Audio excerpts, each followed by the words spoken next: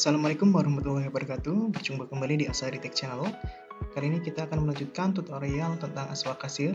Untuk tutorial kali ini kita akan membahas tentang bagaimana cara melakukan penjualan di menu kasir. Untuk melakukan transaksi penjualan, Bapak Ibu bisa login menggunakan username dan kata sandi dari kasir. Dan klik tombol masuk. Di menu kasir ini nanti Bapak Ibu setelah login itu akan langsung diarahkan ke menu transaksi. Di sini ada menu transaksi untuk barang atau aksesoris. Kemudian di menu penjualan, di sini juga ada beberapa transaksi yang bisa Bapak Ibu lakukan seperti transaksi top up, transaksi server, transaksi serial number, dan transaksi jasa. Sebelum kita masuk ke penjualan, kita terlebih dahulu mengetahui tentang bagaimana cara melakukan transaksi penjualan untuk penjualan aksesoris. Di bagian sini, Bapak Ibu untuk memasukkan kode barang atau data barang yang mau dibeli oleh pelanggan, Bapak Ibu bisa memasukkannya secara manual lewat pilih barang ini, atau Bapak Ibu bisa mengarahkan ke kode barang atau barcode ini, kemudian dari kode barang yang mau dibeli oleh pelanggan itu didekatkan dengan scan barcode ya, nanti otomatis di bagian sini nanti akan muncul kode barang dari barang tersebut. Nah, untuk tes kali ini kita coba menggunakan kode barang yang kita pilih secara manual. Nah, misal di sini kita pilih yang FLS Plus. Nah, selanjutnya di bagian sini ini adalah jumlah item berapa yang dibeli oleh pelanggan. Misal di sini kita masukkan 2. Yang kemudian di sini ada kode member. Nah, kode member di sini itu apabila dari Bapak Ibu itu menerapkan sistem member. Nah, sistem member ini di aplikasi kasir ini itu bisa ada 2 model. Yang pertama adalah model poin dan yang kedua adalah model untuk mendapatkan harga member. Harga member adalah harga yang sudah kita setting di bagian master data barang.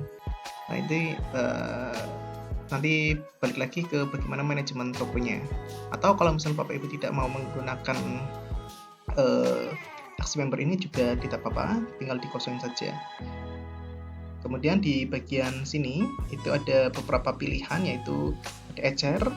Ini berarti nanti menggunakan harga jual biasa ya di master barang. Kemudian ada harga grosir 1, yang adalah harga grosir yang sudah kita setting di bagian data barang ini nggih Bapak Ibu.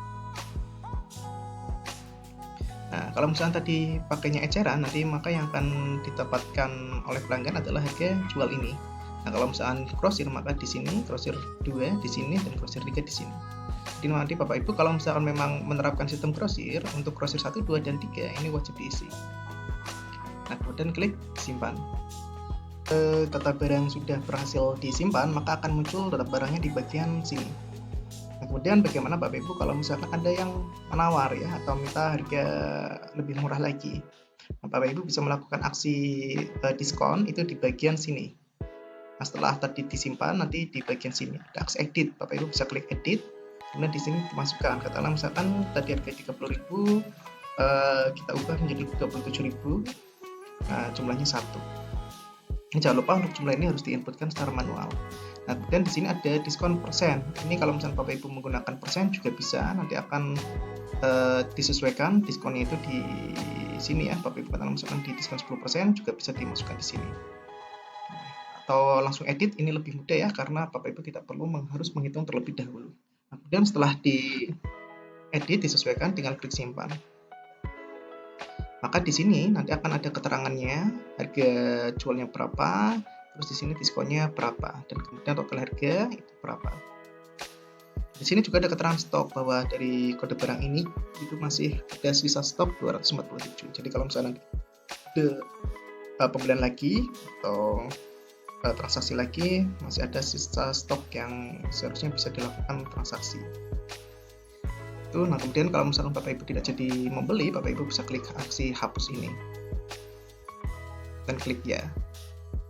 Oke, kita coba lagi.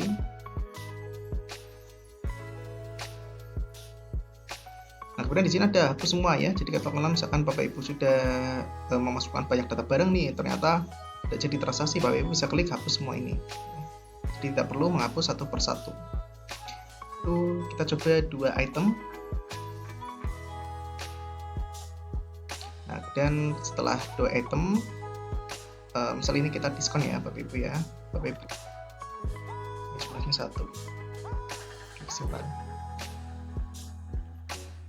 Nah, maka di sini akan ada tulisan diskonnya Bapak Ibu ya. Nah, kemudian langkah selanjutnya adalah Bapak Ibu fokus di bagian bayar ini. Nah, dicek dulu total bayarnya adalah dari total harga di sini ya Bapak Ibu, 60 ditambah 38 maka jadi 98.000. Kemudian di sini ada total diskonnya ya, akan disertakan di sini. Takutnya barangkali dari kasir itu lupa. Nah, kemudian di sini itu bisa melakukan bayar tunai. Kalau misalkan uang yang masuk adalah 100.000. Atau Bapak Ibu bisa klik yang uang pas jika oleh pelanggan itu adalah uang pas, jadi tidak perlu menuliskan atau mengetikkannya di bagian sini. Kemudian di sini itu ada keterangan kembalinya berapa, gitu Bapak Ibu. Nah, ini kalau misalnya Bapak Ibu mau menuliskan pelanggan bisa ditambahkan di sini.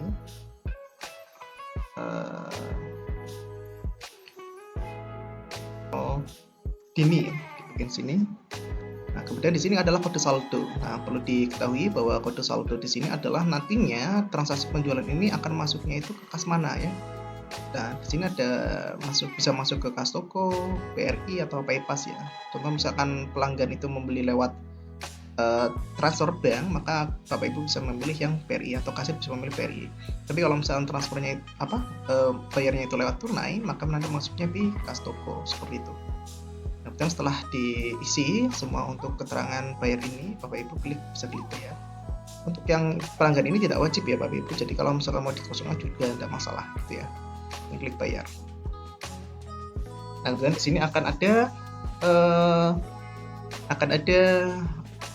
pop up ya untuk notanya. Di sini ada keterangan kota, kemudian aspek kasir, terima kasih sudah berbelanja. Di sini ada keterangan siapa nama kasirnya, kemudian di sini ada tanggal notanya, kemudian di sini ada nomor notanya, dan di sini ada keterangan nama pelanggannya. Di sini ada keterangan per itemnya dan sampai ke bawah ada bayar dan kembali. Nah, di sini Bapak Ibu kalau misalkan tidak mau dicetak, Bapak Ibu bisa langsung klik close. Dan kalau misalkan tidak jadi transaksi, Bapak Ibu bisa klik batal transaksi. Kalau misalkan Bapak Ibu mau cetak, Bapak Ibu bisa klik yang cetak ini. Nah, kita coba di sini adalah yang klik cetak ya Bapak Ibu.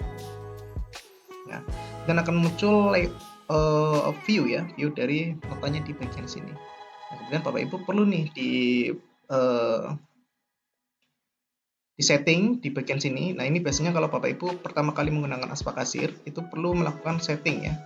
Setting ukuran kertas, takutnya barangkali ukuran kertasnya itu tidak sesuai dengan print atau nota yang Bapak Ibu siapkan. Dan Bapak Ibu bisa fokus di bagian margin sama scale ya. Terus ini optionnya itu harus dihilangkan ya. Tidak boleh ada centang seperti ini ya. Jadi centangnya dihilangkan, kemudian scale-nya itu biasanya antara 60 sampai 70 ya. Dan untuk yang marginnya ini bisa di non ya. Seperti ini. Atau Bapak Ibu bisa juga minimum atau custom. Jadi nanti menyesuaikan di bagian sini ya. Jadi kalau misalnya sudah sesuai baru klik. Oh ya, jangan lupa pilih ini dulu ya, destination-nya, itu Epson berapa gitu ya misal, dan klik print. Seperti itu untuk transaksi penjualan barang. Nah, kan bagaimana kalau misalkan ternyata itu tidak jadi dilakukan transaksi atau mau dilakukan pembatalan transaksi, Bapak Ibu bisa masuk ke menu transaksi, kemudian menu batalkan transaksi di sini ya. Nah, di sini kalau misalnya Bapak Ibu tidak jadi melakukan transaksi bisa dihapus ya. Ini misal ini tidak jadi, tapi kita hapus tanda yang ditandai seperti itu. Nah, kemudian bagaimana sih? Kita cek dulu ya apakah saldonya tadi bertambah. Nah, contoh misal tadi kan kita menggunakan melakukan pembayaran itu lewat kas toko. Di kas tokonya harusnya ada penambahan biaya sekitar 98.000. Kita masuk ke manajemen saldo. Nah, kemudian di sini ada pengurangan ya. Sisa stoknya tinggal sisa saldonya tinggal 91.000. Untuk kasir sendiri ini nanti tidak bisa melihat detail ya, jadi hanya bisa melihat saldo yang ada di toko tersebut. Ini untuk memastikan bahwa saldonya itu pas ya antara yang di sistem sama yang di laci gitu Bapak Ibu. Atau mencetak transaksi ulang itu Bapak Ibu bisa masuk ke transaksi kemudian cetak transaksi.